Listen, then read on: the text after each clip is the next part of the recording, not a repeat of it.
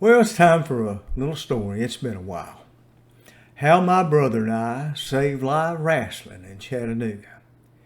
In my early teens, Chattanooga was obsessed with live wrestling. The promoters, Harry Thornton, Nick Goulas, and Roy Welch, were better known in the local area than any rock star. While many locals would never publicly admit it, they rarely missed Harry Thornton's Saturday afternoon live wrestling matches on WDEF-TV, Channel 12. The Saturday night events at Memorial Auditorium regularly drew a sweaty mass of 5,000 foaming, rabid wrestling fans.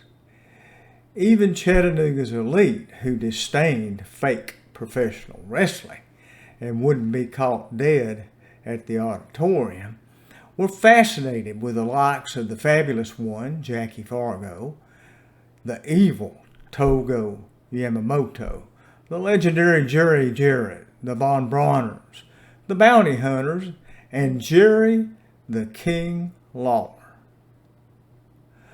Though the elite balked at calling professional wrestling a sport, and it may have been choreographed and the results a little bit scripted, the wrestlers themselves were not fakes. They were real athletes, the gritty working class of the professional sports world. The fans loved them, or loved to hate them. No glitzy professional productions or special effects here, just good, clean blood and guts. It was truly raw television, a southern forerunner to reality TV. You were as likely to get hurt by telling a real fan that it was fake as you were by taking a hit in the ring. The fans took professional wrestling very seriously and were quite protective of their heroes. Harry Thornton had a place up on Chickamauga Lake, near where my grandparents spent their summer. My 11-year-old brother, Joe, and I often spent the weekends there with my grandparents. Those visits, we got to know Harry and met several wrestlers in person.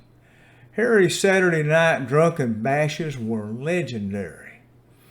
After the evening's bouts, all the banged up wrestlers would come over to his place to nurse their very real wounds.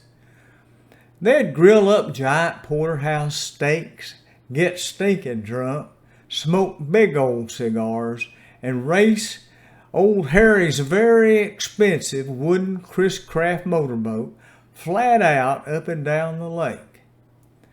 Their raucous late-night antics would really set my hot-tempered granddaddy to fuming, and he'd give 'em hell every weekend. One Saturday night, while Joe and I were at my grandparents', the wrestlers were partying as usual, and the Fargo brothers and a couple of other guys were drunk as skunks, racing Harry's boat back and forth along the shoreline, whooping, hollering, and getting closer and closer to the shore with each pass.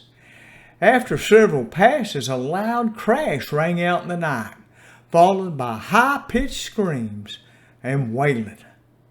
Granddaddy, Joe, and I rushed down to the water's edge.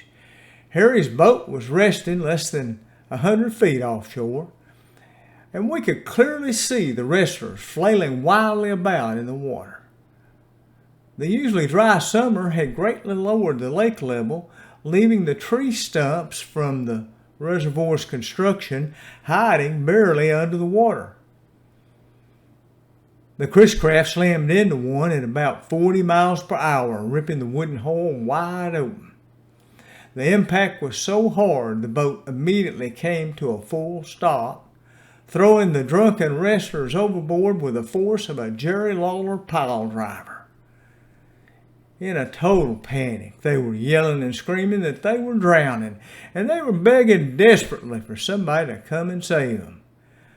Joe and I waded into the knee-deep water, and taking these fearless heroes by the hands, guided them safely to shore.